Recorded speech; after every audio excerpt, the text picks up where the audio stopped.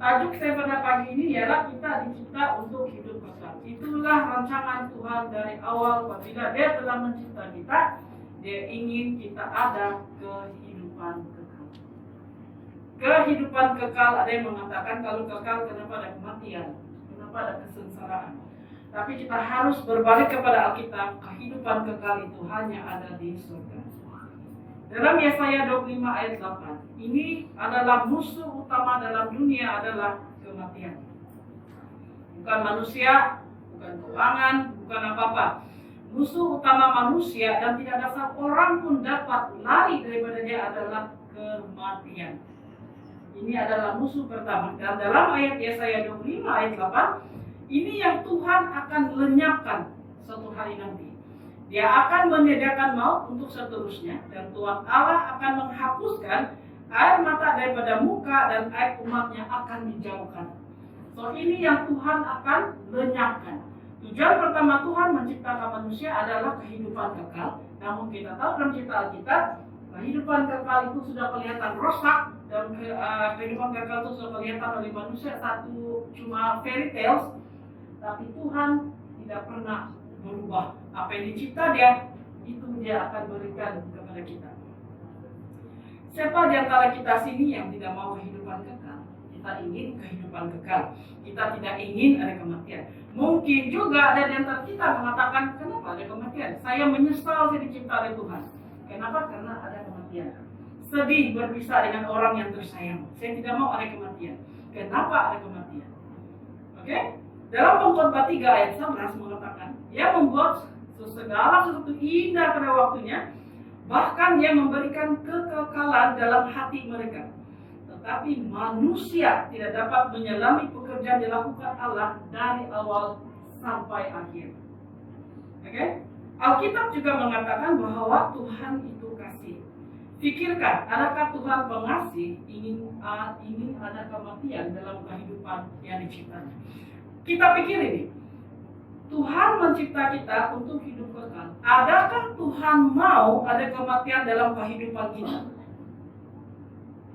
Tuhan mengatakan semuanya kelihatan sempurna dan baik. Dan Dia juga berfirman kepada Hawa dan Adam, penuhilah dunia ini. Tuhan tidak pernah mengatakan, saya mencipta kamu sementara waktu saja dan kamu akan mati. Ingat, rancangan Tuhan yang pertama adalah mencipta kita untuk kehidupan kekal, bukan sementara. Yang membuat hidup sementara adalah kamu dan saya. Kita yang membuat kehidupan kita ini ada kematian. Kita yang membuat keputusan untuk mau naik ke surga atau mau hidup kekal atau hidup sementara. Dalam 1 Korintus 15 ayat 26, musuh yang terakhir yang dibinasakan ialah maut. Tuhan ingin membinasakan maut. Dia tidak mau ada kematian dalam kehidupan ciptaan. Dia tidak mau ada seorang daripada kita akan jauh daripada Dia. Sebagai ibu bapa dalam rumah, apakah kita ingin ada kematian dalam anak-anak kita? Kesakitan kepada anak kita? Disease dalam keluarga kita? Kita tidak ingin semua itu. Begitu juga dengan Tuhan. Bila Dia mencipta kita, Dia tidak ingin ada disease dalam kehidupan kita, kesengsaraan, kesedihan, kematian, perpisahan, air mata, kegelapan dalam kehidupan. Dia tidak ingin semua ini. Lalu mengapa kita yang membenarkan hal ini berlaku dalam kehidupan kita? Pikirkan itu. Lalu apakah harapan kita jika semua ini sudah berlaku? Sesetengah orang ditawan oleh musuh ini. Bila saya sebut musuh, musuh adalah maut. Maut itu adalah musuh. Karena tidak ada seorang pun yang menginginkan maut. Tuhan tidak pernah merancang maut, tetapi itu adalah rancangan daripada Satan untuk pengikut-pengikutnya. Okay? Dan semua kita akan ditawan oleh musuh ini ialah kematian. Kita takut memikirkan tentang kematian. Siapa yang tidak takut memikirkan kematian dalam gereja ini? Apabila seseorang sakit, saya nampak sibuk di WhatsApp, sibuk di mana saja, mengatakan tolong doakan ini, tolong doakan. Artinya kita takut, kita risau. Itu tidak salah. Tapi dari mana? Apakah ini rancangan Tuhan kepada kita semua? Ini bukan rancangan Tuhan untuk kita semua. Oke? Tujuan Tuhan adalah yang pertama adalah hidup kekal. Kita dicipta untuk hidup kekal, bukan untuk kematian. Mengapa manusia boleh sakit? Mengapa manusia boleh mati? Dalam Alkitab Kajian 1 ayat 26 dan 31, Tuhan bertujuan agar manusia hidup kekal di bumi, dan Tuhan juga with loving mempersiapkan bumi dengan teliti sebagai kediaman manusia. Tuhan juga membuat satu dunia yang cantik, penuh dengan pohon-pohon buah-buahan, penuh dengan air-air, dan apa yang ada semua komplit di sana untuk kita. Apakah kita masih berpikir Tuhan mencipta saya akan mati juga nanti? Tidak. Tujuan Tuhan pertama adalah mencipta segala-galanya untuk kita. Adam adalah orang yang pertama yang telah ada di Taman Eden. Adam dicipta sangat sempurna. Even Alkitab mengatakan mengikut gambaran Tuhan.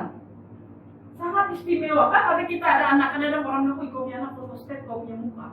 Kau punya anak ikut, kau punya muka. So Tuhan mencipta Adam ikut karakter dia, ikut tabiat dia. Sempurna. Tidak ada cacat celah bila dia mencipta Adam. Adam sangat sempurna. Kita sangat sempurna. Oke? Dan Tuhan sangat berpuasa tidak melihat semua ciptaan yang sudah cipta, dan Tuhan sangat gembira. Apabila saya membuat pelajaran ini, saya letakkan diri saya sebagai ibu dalam keluarga. Bila kita nampak anak-anak kita semua sudah maju, anak-anak kita sehat, anak-anak kita dan cucu-cucu berlarian dalam rumah, hati kita sangat gembira dan bahagia. Melihat apa yang kita sebagai ibu lahirkan anak, Tuhan sebagai ibu dan bapak dia melahirkan kita. Jadi dia mau melihat semua itu dalam keadaan yang baik dan bahagia. Tentu kita gembira. Lalu apa yang Tuhan lakukan? Allah memberkati mereka. Lalu Tuhan berfirman kepada mereka itu Adam dan Hawa, beranak cuculah dan bertambahlah banyak, penuhilah bumi ini dan lakukan taklukkan itu. Kamu berkuasalah terhadap ikan-ikan, burung-burung dan segala ciptaan dalam dunia ini, udara ataupun apa saja binatang yang merayap di bumi. Kamu takluklah itu. Lihat berapa spesial. Dia percaya kepada kita. Jesus trust us. Seperti kita percaya kita. Kamu boleh keluar, tapi jangan minum, jangan merokok, jangan balik ke rumah. Tuhan mengatakan saya mencipta segala-galanya. Kamu takluklah itu. Siapa yang menjadi, siapa yang membuat Yesus sakit hati adalah kita. We broke the promise. Tuhan telah berjanji. Tuhan percaya kepada kita. Tapi kita menipu Tuhan dengan perbuatan pilihan kita dan segala apa yang kita pikirkan. Saya sangat merasa spesial sekiranya dalam sebuah pejabat, bos mengatakan kamu dilantik sebagai manajer karena saya percaya kamu. Dan Tuhan melantik kamu dan saya sebagai seorang yang menakluk dunia ini. Segala apa diciptakan. Lalu apa yang telah kita lakukan? Sangat sedih. Kita melakukan sebaliknya. Kita telah menipu dia. Kita telah mengkhianati dia. Jangan blame Adam satu orang. Blame diri kita sendiri juga. Jangan katakan ini semua Adam punya salah. Bukan saya punya salah. Tapi siapa yang ambil keputusan? Kita sendiri. Siapa yang mau ambil keputusan untuk tidak mau kehidupan yang kekal? Kita sendiri. Lalu Yesaya 25 ayat 8 itu yang dikatakan dia ingin tidak ada kematian dalam kehidupan kita. Lihat ayat tersebut jelas, Tuhan tidak menyebut kematian, tapi dia menyebut penuhilah bumi dan beranak cucu. Tuhan tidak menyebut pun tentang kematian. Sekali lagi saya ulang. Tapi dia menyebut beranak cuculah kamu, penuhilah bumi ini. Bermaksud apabila dia mengatakan beranak cuculah, penuhilah bumi ini, artinya tidak ada kematian. You are dead. Kita di sana. Mengatakan begitu. Tuhan tidak katakan apabila kamu sudah beranak cucu kamu akan mati. Tidak. Dia tidak menyebut pasal kematian. Dia menyebut anak cuculah, penuhilah bumi. Sejauh artinya kita sebagai saksi melihat dunia ini dipenuhi oleh keturunan-keturunan. Itu yang Tuhan inginkan daripada kita. Lalu Pikirkan, jika Adam dan Hawa hanya dicipta sehingga zaman anak dan cucu, mereka pasti tidak akan melihat bumi dipenuhi. Melalui ayat ini juga, mereka dicipta sebagai satu jangka masa yang panjang. Dan umur Adam, berapa umur Adam? 900? Atas. Oke lah, 930 tahun. Oke? Umur Adam 930. Sepatutnya umur Adam bukan 930, tapi kekal. Tapi keputusan Adam dalam membuat umur dia begini jadi begini. Bayangkan itu. You trust someone. Kau percaya seseorang. Dan mereka broke the promise. Apa perasaan kita? Dia membuat segala-galanya untuk kita. Tapi apa yang kita buat di sebaliknya? Kita mengkhianati dia. Okay? Dan kita lihat lagi beberapa orang yang telah hidup 900 tahun ke atas seperti Metusela. Dia yang terpanjang dalam kita. Umur dia yang terpanjang. Bagaimana mereka boleh hidup begini banyak? Seth, Enos, dan lain-lain. Mereka mengatakan karena Tuhan merancang hidup kita bukan hanya 900, lebih 900. Tapi dia mencipta kita untuk hidup kekal. Kekal means eternal. Kekal artinya selamanya. Okay? Lalu bagaimana kematian dikalahkan dan mengapa kita menjadi tua dan mati? Berbalik kepada kita, berbalik kepada Keluaran. Kejadian 2 ayat 17. Tetapi pohon pengetahuan tentang yang baik dan yang jahat itu, jangan kamu makan buahnya, sebab pada hari engkau memakannya, pastilah engkau akan mati. Oke, ayat ini very simple, sangat simple. Tapi kita lihat di ujung, pastilah engkau mati. Artinya kalau dong tidak sentuh, tidak ada kematian. Tidak ada kematian. Tapi Yesus mengatakan, jika kamu sentuh atau makan buah itu, kamu akan mati. Artinya, jika mereka tidak makan, tidak ada kematian. Apakah buah itu yang menjadi spesial dalam pelajaran Alkitab? Tidak. Yang menjadi spesial dalam pelajaran apa yang Adam telah buat saat Hawa menyentuh dan memakan buah tersebut, bukan karena buah itu, tetapi ketaatan. Ketaatan dia mengikut Tuhan atau tidak. As husband and wife, for better and for worse. Pilihan kita. Apakah karena janji itu? Tapi tidak. Tapi adakah kita boleh taat dengan dia? Tuhan mau ketaatan. Tuhan mau satu hubungan yang erat. Tuhan mau satu hubungan yang tidak curang. Tidak curang maksudnya dari segi makanan, pelanggaran, ataupun apa yang dia cakap janganlah. Kalau Tuhan cakap janganlah, jangan agak-agak, jangan keras kepala, jangan otil nih dalam musuh. Mau juga. Kalau Tuhan cakap janganlah. Itu tidak susah itu. Kalau ada kasih dalam diri kita. Sekiranya Adam dicipta menjadi tua dan mati, Tuhan tidak perlu memberitahu Adam kalau kau sentuh itu buah kau akan mati. Tidak, dia tidak akan beritahu Adam seperti itu. Adam tahu sekiranya dia tidak makan buah itu dia tidak akan mati. Mereka juga tidak akan kelaparan karena saya katakan buah itu tidak penting dalam taman itu karena banyak lagi buah yang lain. Dia kan tidak akan kelaparan. Kalau betul lah, hanya itu buah satu saja dalam sana dan tidak ada buah yang lain, mungkin punya alasan untuk kelaparan. Tetapi melambat buah dalam. Tapi ketaatan itu bagaimana? Oke? Sangat penting ini saudara dan saudari. Hanya satu perbuatan yang simple telah mengambil nyawa Adam 930 tahun. Hanya perbuatan si ular tua, si iblis. Satu perbuatan merusakkan kehidupan kita. Dalam kehidupan kita, ada satu hal berlaku dalam kehidupan kita yang telah mengubah kehidupan kita. Mengubah kehidupan kita, apakah kita akan mengikut Tuhan dan tidak mengikut Tuhan. Satu keputusan, satu perbuatan harus diambil dalam kehidupan kita. Kejadian 3 ayat 1, apakah perbuatan itu? Oke, orang-orang muda, dengar ha? Kejadian 3 ayat 1 hingga 6. Adapun ular ialah yang paling cerdik dan segala binatang di darat ini dijadikan Tuhan Allah. Ular itu buatan rumah. Tentulah Allah berfirman, semua pohon taman ini jangan kamu makan buahnya, bukan? Seolah dia sangat pintar. sangat indah. Seperti macam kamu pergi sekolah untuk belajar, bukan? So, doesn't look negative, right? Tidak kelihatan jahat soalannya kelihatan bagus. Kamu tidak salah kan? Kamu pergi kerja sana. Oke, next. Lalu sahut perempuan itu kepada ular, silap perempuan ini adalah dia melayan si ular kembali. So, dalam perbuatan kehidupan keseharian, sekiranya itu akan memberi kita satu tamparan yang tidak baik, jangan dilayan. Edar dari tempat itu. Oke. Buah pohon-pohonan di tandam ini boleh kami makan. Hawa menjawab, tetapi tentang buah pohon yang ada di tengah-tengah taman, Allah berfirman, jangan kamu makan ataupun meraba buah itu, nanti kamu mati. Dia beritahu kepada si ular. Apa yang Tuhan beritahu kepada dia? Dia kasih tahu kepada si ular. Lalu si ular ini sangat cerdik.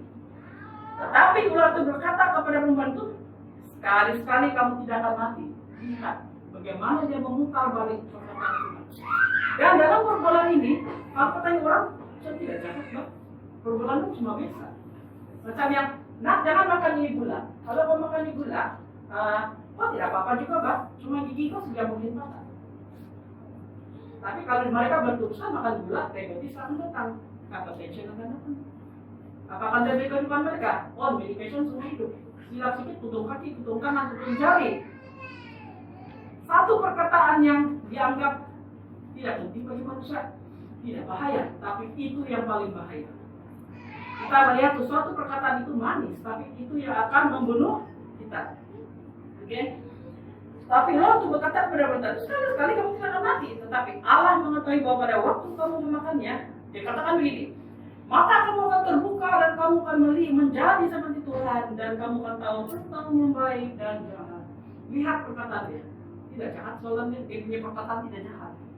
Dia punya perkataan adalah satu macam motivation. Kamu makan tuh kami mata terbuka, kau tahu apa yang baik dan buruk. Dan dalam pikiran Hawa, bagus juga kalau begini. Saya dapat tahu apa yang terjadi, baik dan buruk. Tapi dia lupa janji mereka kepada Tuhan, even jangan sentuh. Dia lupa karena kata-kata yang manis. Perempuan itu melihat bahwa buah-buah itu baik dimakan dan sedap kelihatannya. Lagipun pohon itu menarik hati karena memberi pengertian. Sih, makanya why not saya makan saja. Dia memberi saya banyak pengertian. Kenapa tidak saya ambil ijazah degree lebih besar, jadi peluang saya mendapat kerja lebih besar. Begini mah perumpamaan dia, macam tidak salah, tidak salah. Tapi apapun tidak salah apabila satu janji telah diberikan kepada kita, tunaikan janji itu dan taat kepada janji itu. Walaupun janji manis diberikan kepada kita. Lalu apa dia lakukan? Dia mengambil dari buahnya dan dimakan dan diberikannya kepada suami Desi Adam yang bersama-sama dengan dia, dan suaminya pun makan. Si perempuan digoda oleh ular, si lelaki digoda oleh si istri. Dalam pelajaran di sini, pasangan kita juga boleh membawa racun dalam kehidupan kita. Sekiranya kita tidak ada pendirian tentang Tuhan, banyak kita melihat kekasih meninggalkan Tuhan untuk mendapat kasih daripada manusia. Mereka lupa janji Tuhan. Mereka ikut orang yang mereka cinta. Mereka lupa Tuhan. Tetapi kunci kematian, kunci kehidupan kekal ada di tangan Tuhan, bukan kekasih kita. Dalam kehidupan kita, kita perlu taat kepada pasangan kita, tapi lebih taat kepada Tuhan. Sekiranya pasangan kau mengatakan ini tidak betul, selama ini kau buat ini semua salah, ini sebenarnya kamu tahu itu ada dalam Alkitab, dan dia mengatakan kau harus ubah untuk kebahagiaan kehidupan kita, keluarga kita. Kau harus berubah, kalau tidak kita cerai. Kau harus masuk ke agama saya. Kalau kita masuk ke agama saya, kita tidak jadi kawin. Pilihan di tangan kita. Apakah kita mau kehilangan orang yang kita sayang, yang bila-bila boleh berubah, ataupun kita taat kepada Tuhan yang tidak pernah berubah. Itu satu keputusan yang harus kita ambil. Ingat Tuhan berkata kepada Adam, tetapi pohon pengetahuan tentang yang baik dan yang jahat itu jangan kamu makan, sebab pada hari kamu memakannya, pastilah engkau akan mati. Apabila kita melihat mati, sewaktu Hawa memakan menyentuh buah itu, adakah Hawa mati secara direct? Tidak. Dia tidak mati direct. Jangan kita salah paham. Jangan dia makan, dia terus dia mati. Tapi dalam Alkitab, apabila mengatakan mati adalah mati dalam iman. Iman, kepercayaan kita. Dia menyentuh buah itu serta memakan, dan dia beri lagi kepada suami dia. Dan suami dia sudah merasa ada cinta dan tidak mau berpisah dengan istrinya karena Adam tahu sekiranya dia mengambil buah itu dan sekiranya dia tidak mengambil buah itu, perpisahannya dengan istri dia akan berlaku. Dan dia tidak mau berpisah dengan istri dia karena cinta, tapi dia mau berpisah dengan Tuhan karena dia telah memilih manusia di dalam Tuhan. Pilihan dalam kehidupan kita akan memberi kita satu keputusan, hidup atau mati. Melahirkan seorang anak adalah mana hidup dan mati. Membimbing anak kita dengan betul adalah pasal hidup dan mati. Dan memilih Tuhan tidak ada mati, tapi kehidupan yang kekal. Yang sedihnya, sepatutnya saya cakap tadi, kita dicipta untuk hidup kekal. Adam dicipta untuk hidup kekal.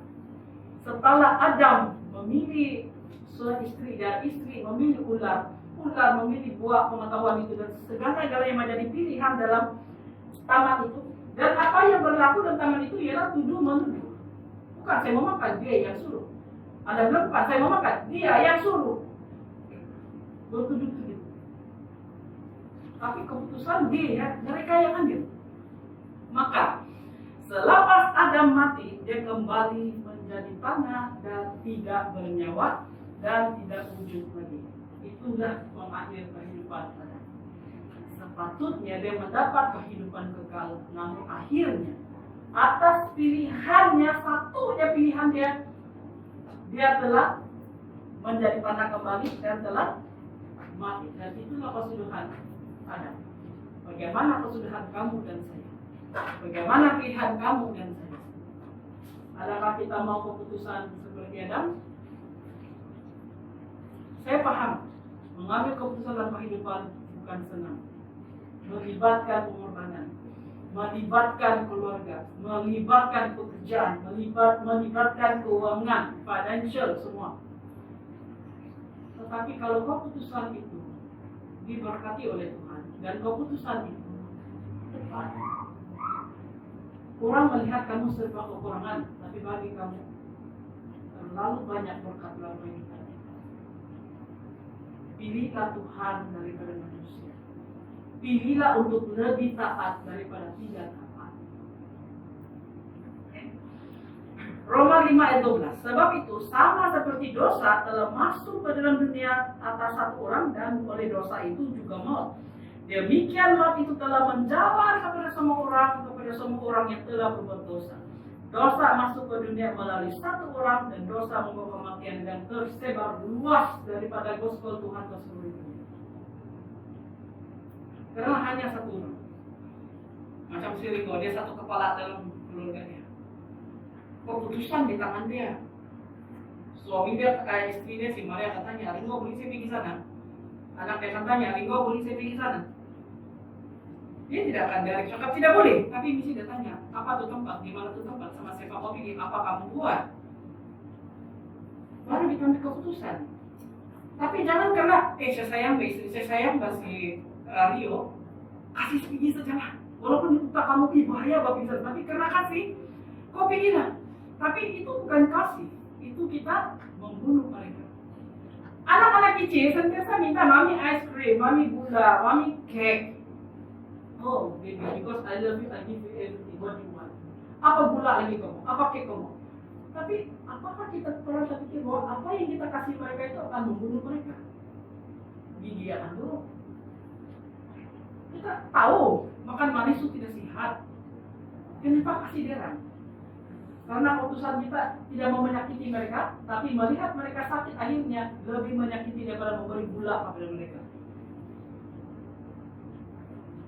So kita akan jaga dengan keputusan kita. Keputusan di tangan kita. Serius saya katakan. Saya katakan di dalam diri saya sendiri sekarang. Apa keputusan saya untuk mandi? satu keluarga yang bahagia. Saya sebagai istri harus taat. Saya sebagai istri harus support. Dan saya sebagai seorang istri, sebagai mama, sebagai anak kepada ibu saya harus taat kepada mereka. Bikin apa janji kalau tidak taat? Bikin apa tinggal sebungkuk kalau tidak taat?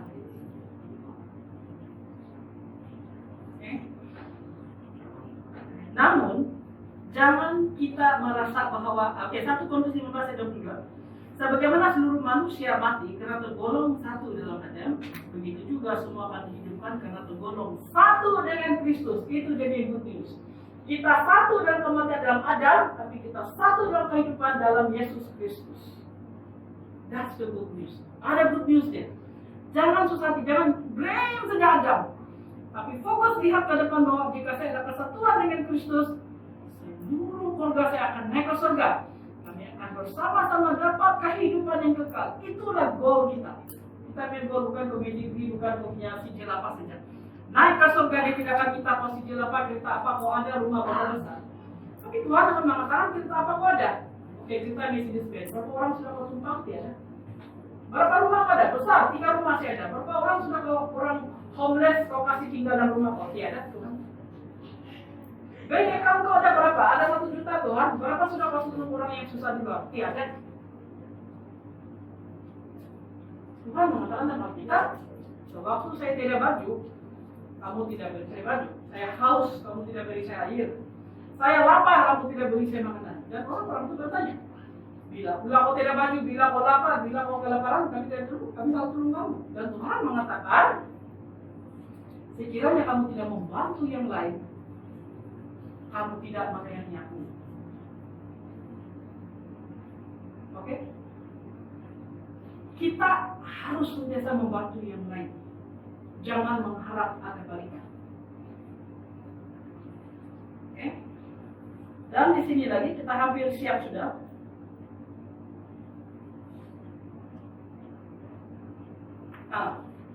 Oke. Dan apa yang terjadi apabila semua hal ini sudah berlaku, maka hancurlah hati Tuhan melihat manusia itu mengingkari perintahnya. Siapa pernah broken heart dalam kehidupannya sehingga terlutut, sehingga menangis, sehingga merasa tidak ada harapan lagi? Semua kita pernah lalui itu. Semua kita pernah lalui hal-hal seperti ini. Kita merasa tidak ada lagi harapan di Tuhan. Tidak ada lagi harapan dalam keluarga saya. Dia akan mati, dia akan sakit, dia akan tinggalkan saya. Duit kami akan jatuh, kerja dia akan dibuang. Tapi tanpa kita sadari, kita masih bernapas pada hari ini. Itu berkat Tuhan. Kita tidak mati. Seperti dia katakan, the moment you touch that fruit, the moment kau pegang buah pengetahuan itu, kau akan mati. Tapi mereka tidak mati. Tuhan masih kasih dong peluang, tapi namun keluar dari taman Eden dan hiduplah di luar. Cari makan semua sendiri. Nah, Tuhan juga memberi kita peluang untuk semua ini. Okay? Lalu firman Tuhan kepada manusia itu, karena engkau mendengar perkataan istrimu, si Hawa, dan memakan buah pohon yang telah kuperintahkan kepadamu, jangan makan daripadanya, maka terkutuklah tanah, karena engkau dengan bersusah payah akan mencari rezekimu dari tanah seumur hidupmu. Apabila Tuhan mengatakan kamu harus mencari rezeki kamu, artinya jangan malas dalam kehidupan kita. Jangan tidur makan, tapi Tuhan mau kita mencari rezeki sendiri. Semak duri dan rumput duri yang akan dihasilkan bagimu, dan tumbuh-tumbuhan di padang akan menjadi makananmu. Dengan berpeluh engkau akan mencari makananmu, dan sampai engkau kembali lagi menjadi tanah, karena dari situlah engkau diambil. Engkau debu, engkau akan kembali menjadi debu. So don't be proud of ourselves. Kita tidak boleh bangga dengan diri kita apa yang kita ada. Kita mengatakan kamu dari debu, kamu akan kembali kepada debu. Kenapa Tuhan mengatakan debu? Kenapa harus tanah yang diambil oleh Tuhan? Tuhan tidak ambil angin, Tuhan tidak ambil daun untuk mencipta manusia. Tapi Tuhan mengambil tanah karena tanah adalah yang terendah dalam kehidupan kita. Tanah adalah yang terendah, artinya Tuhan ini kita ada kerendahan hati dalam setiap keputusan kita, setiap kasih kita kepada Tuhan. Maka itu yang terjadi dengan Adam, dan dia mati, dia kembali kepada tanah dan tidak wujud lagi, dan itulah kesudahan kepada Adam. Oke. mengatakan kepada Hawa bahwa beranak pinaklah kau, yang difirmankan oleh Tuhan. Ya. Jadi kita sudah di penghujung, sudah saya tidak mau panjang-panjang sangat. Oke.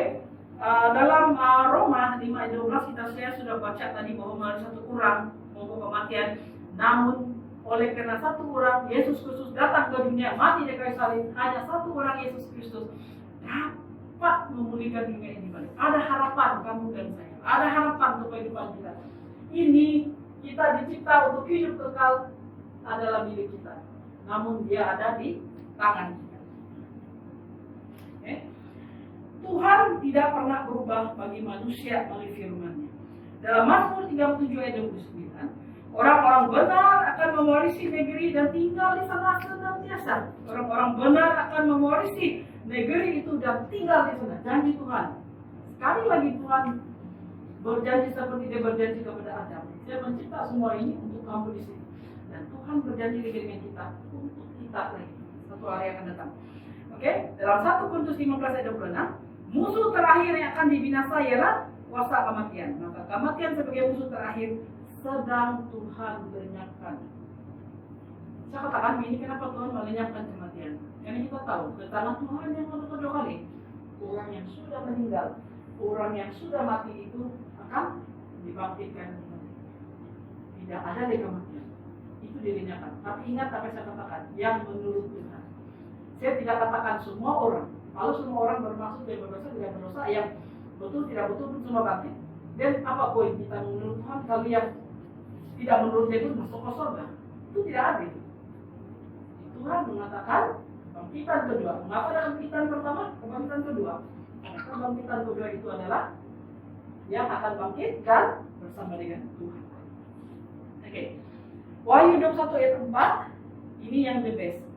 Allah akan menghapuskan setiap titik air mata mereka. Tiada lagi kematian, kesedihan, tangisan, tidak lagi kesakitan, karena segala yang lama telah lenyap. Oke?